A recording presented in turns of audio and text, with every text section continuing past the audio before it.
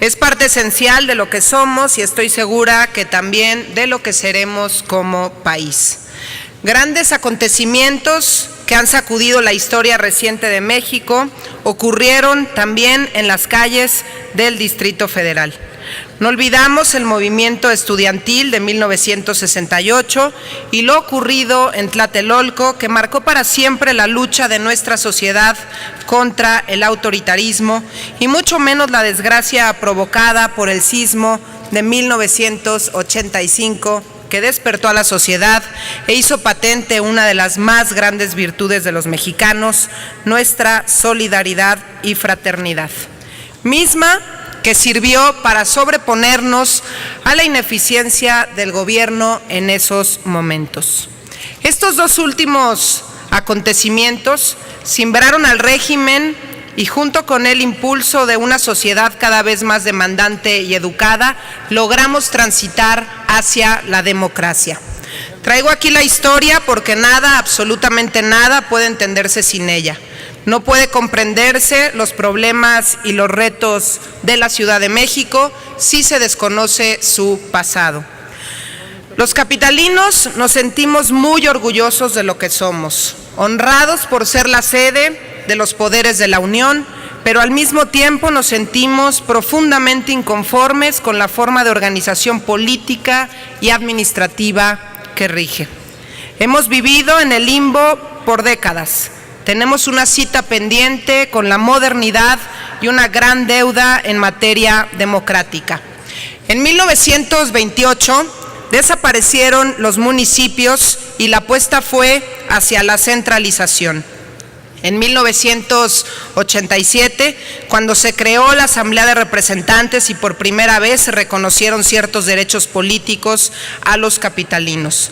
Tuvieron que pasar 10 años más para que en 1997 pudiéramos elegir directamente diputados a la Asamblea Legislativa y al jefe de gobierno del Distrito Federal, y se abrió la puerta para que 3 años después, en el año 2000, eligiéramos en las urnas a los jefes delegacionales.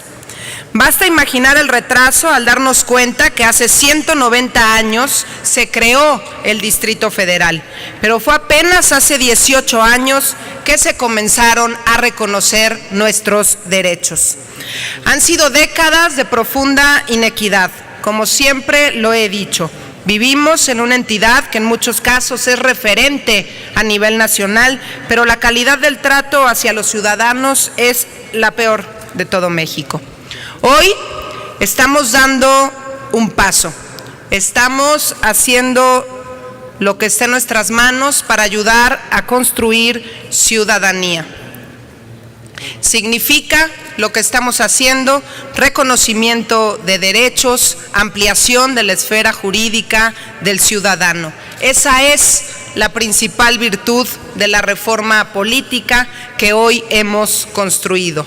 Lograr que los capitalinos dejemos de ser tratados como ciudadanos de segunda y permitir que gocemos de derechos similares a los que tiene un habitante de cualquier otra entidad federativa.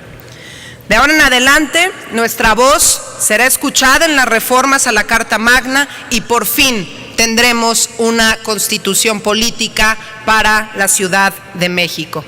De lo que hoy se trata, señoras y señores senadores, es de hacer del Distrito Federal una auténtica parte del Estado federal, capaz de participar como todos los demás estados en las reformas a la Constitución y de contar como todos los demás estados con una Constitución propia que será, no tengo duda, la más moderna del país, no por la fecha de su promulgación, sino por la de los conceptos y derechos que enarbole. De lo que se trata hoy es de que las autoridades más cercanas al ciudadano tengan la potestad suficiente para resolver los problemas cotidianos de la gente. Nos falta mucho por hacer desde este Senado de la República para así lograrlo y tener gobiernos más eficientes en la Ciudad de México. La lucha por darle a la ciudad esta reforma política nació en el PAN. La primera iniciativa fue en 1957 1967. El PAN propuso una reforma política para la Ciudad de México. Estamos refrendando ese compromiso. Estamos entregando a este Pleno el resultado de un proceso de dictaminación de 9 iniciativas presentadas por todas las fuerzas políticas. Representa el esfuerzo de todos los grupos parlamentarios para así construir este acuerdo, por lo menos con un piso mínimo para que la ciudad vaya avanzando. Es hora de romper con las inercias que han provocado que el Distrito Federal ocupe entre 54 municipios y 16 delegaciones estudiadas, el lugar 33 por la calidad de vida, el lugar 41 por la satisfacción de servicios, el lugar 38 por la satisfacción en el desempeño de los alcaldes, según el estudio Las ciudades más habitables de México, hecho por el Gabinete de Comunicación Estratégica. El DF, a los ojos de sus habitantes, está reprobado. Podríamos pensar que estas pésimas calificaciones se deben a la falta de recursos o a un trato injusto porque no se nos compensa ser la capital. Pero en realidad somos la quinta entidad con mayor crecimiento de recursos del ramo 33, después de Chiapas, Estado de México, Puebla y Guanajuato. Con un 13.5% más recursos, pasamos de poco más de 10,000 millones de pesos en 2013 a 11,651 millones de pesos en 2014. Si eso fuera poco, también recibimos 3,000 millones de pesos adicionales por el Fondo de Capitalidad y así podríamos hablar también de más y más recursos. La realidad es que aquí existe un monumento a la centralización a partir del gasto público, un gasto que se ha orientado a generar una supuesta política social, y digo supuesta porque en los hechos es un completo fracaso en materia de desarrollo humano, pero sí un triunfo en materia electoral. En el Distrito Federal, las dádivas a las que se les ha querido llamar programas sociales no han dado resultados. La muestra es que según el Coneval, el número de pobres ha aumentado rebasando los 2,5 millones de personas. Esto quiere decir el 28.9% de la población y tiene 2 de los 11 municipios con el mayor número de personas en pobreza, que serían la delegación Iztapalapa y la delegación Gustavo A. Madero. En este contexto, la reforma política es un gran paso, pero queremos dejarlo muy claro.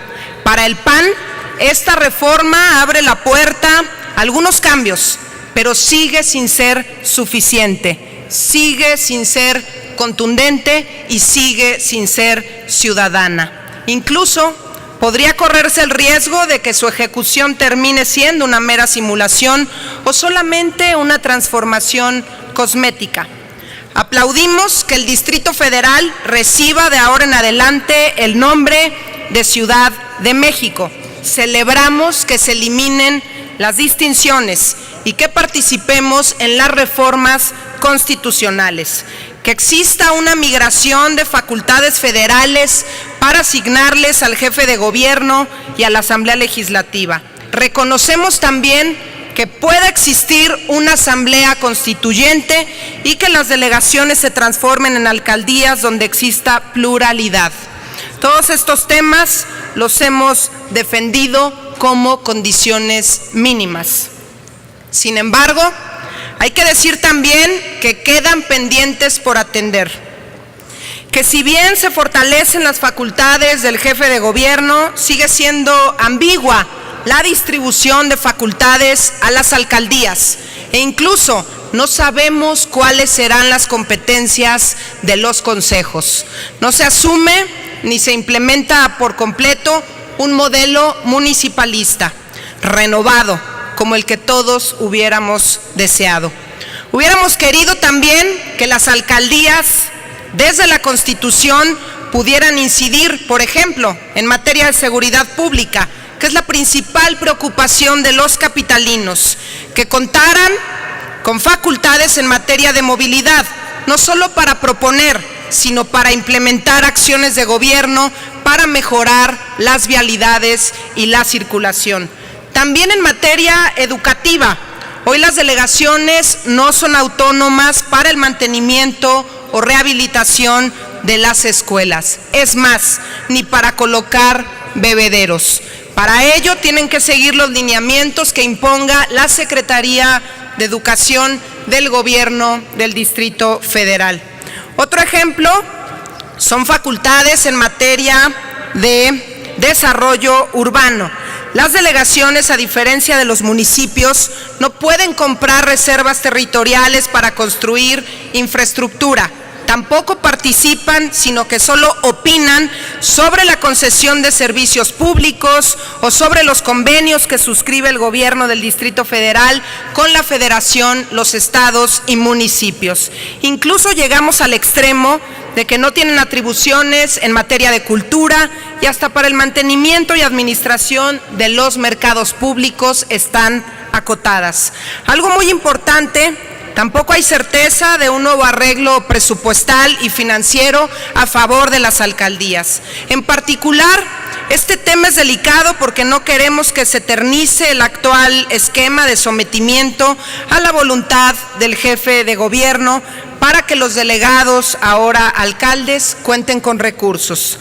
Es inconcebible una ciudad moderna en la que las delegaciones que atiendan los servicios básicos de 8.8 millones de habitantes, es decir, del 100% de la población, apenas reciben el 16% del presupuesto total de la Ciudad de México. Y 7 de cada 10 pesos terminan en el pago de nómina y menos de 2 pesos se destinan hoy a obra pública, en consecuencia a dar resultados.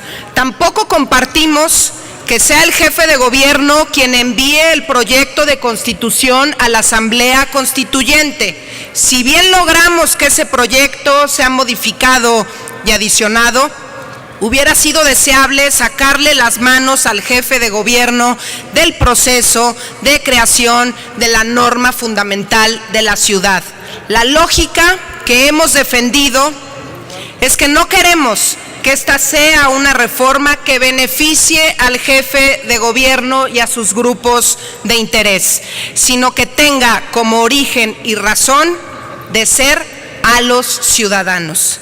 El PAN propuso la creación de un cuarto nivel de gobierno, las entidades de gestión metropolitana, pensando en que no existen barreras físicas que nos separen de otras entidades.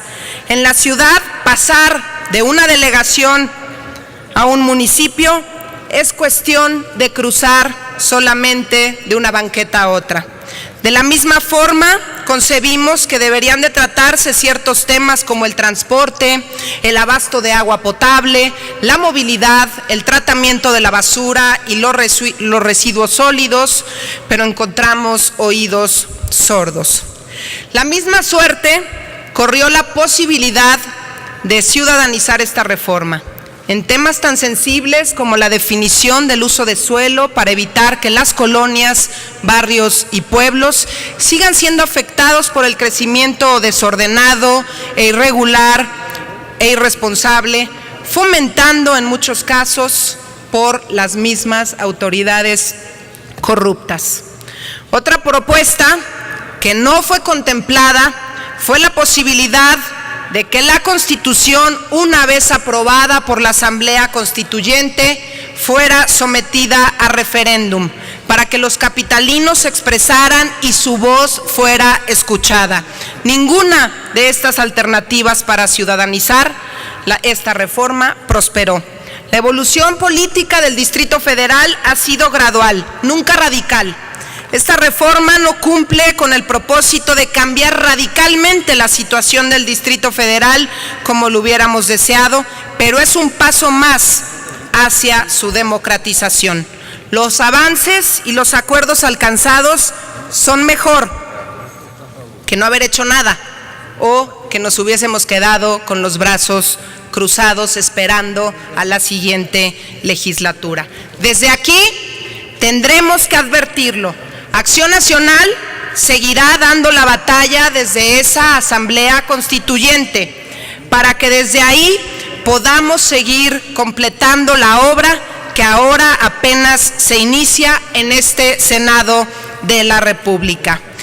Los legisladores de Acción Nacional, en el afán de que algunas de estas grandes deficiencias puedan solventarse, impulsamos que la Asamblea Constituyente sea una asamblea distinta a la 7ª legislatura de la Asamblea Legislativa del Distrito Federal, que sea electa por los capitalinos y en la que participen los ciudadanos.